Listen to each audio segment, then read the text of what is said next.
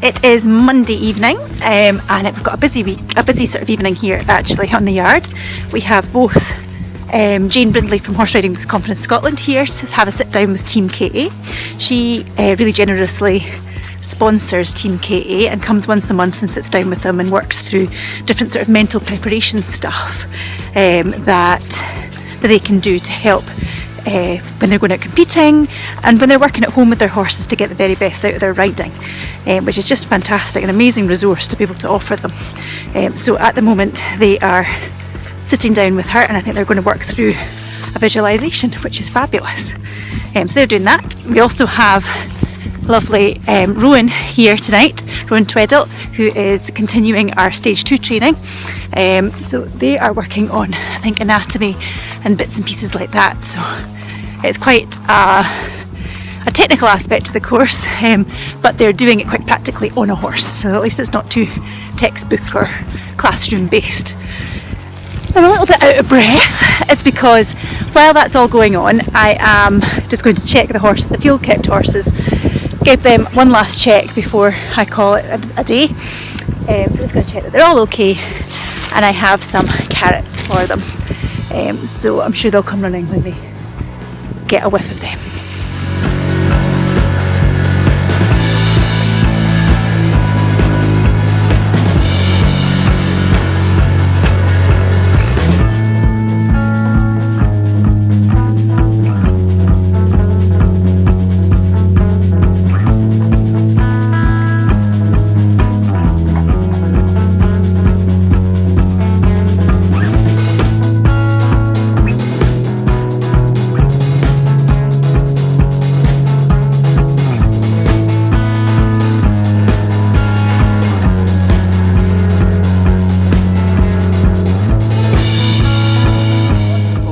I would tend to start with the forehead, describe this as a cranium, and then what did we have coming down here? The maxilla. The maxilla is the cheekbone, yeah, the projecting cheekbone. You know, when we're talking about noseband fitting, we relate to the projecting cheekbone. We want a clavus and noseband with 2 fingers beneath it. That's the maxilla. And then what's here at the front? Nasal bones, yeah. What did we say? This hollow, yeah, hollow orbit, yeah. And what about the lower jaw here? Mandible. Yeah, mandible. Yeah, very good. Now, what vertebrae start up here? Atlas. That is the name of the first. Cervical. Yeah, the cervical. How many vertebrae are there? 7. Yeah.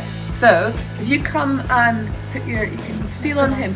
Yeah, come and feel there. That's the wing of the atlas. On some horses you can really get your finger right underneath it as it curves away here. Not so much on him. But can you feel how big that is? Yeah. I mean, that's massive, isn't it? Put your fingers in there and grab hold of that. Yeah, can you feel it? It goes right the way round there and round there. So that's the wing of the atlas. That's its first cervical vertebrae. It's massive, isn't it? You ever feel, Gemma?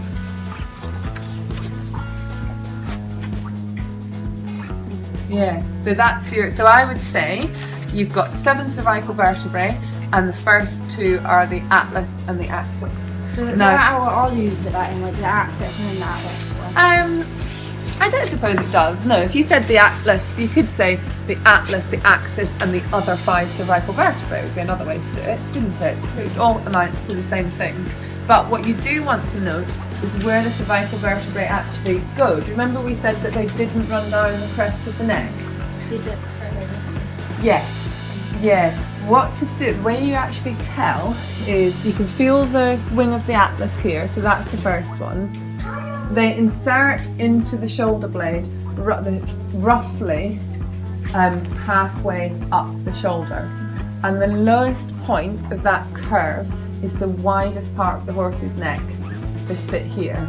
So you can draw your S-shaped curve from the atlas down to the widest part of the neck, and then back up, and they go behind the shoulder, about the middle of the shoulder blade.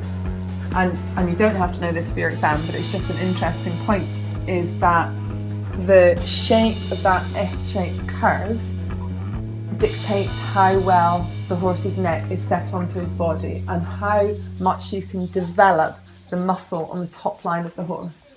If you've got quite a big top curve and then a shallow bottom curve. So if the widest part of the neck is quite high up relative to the shoulder, that's really, really easy for the horse to lift that shallow bottom curve. There's a little muscle in there that activates that curve and lifts it up, and that's your horse going boom and on the bit. If you've got a horse that has a big deep curve here, so the widest part of his neck is very low down, and then a short bottom curve, that horse is always going to struggle to lift his neck and go on the bit. Yeah, if it's very deep, this lower part of the curve, that's a big ask for him to take a big deep curve here and lift the root of the neck and put his neck forward. So when you're looking at horses that are maybe skinny or young, what you're trying to see is the shape of the curve of the vertebrae inside the horse's neck. Fat horses can have a crest. Doesn't mean that they've got a well-shaped cervical vertebrae.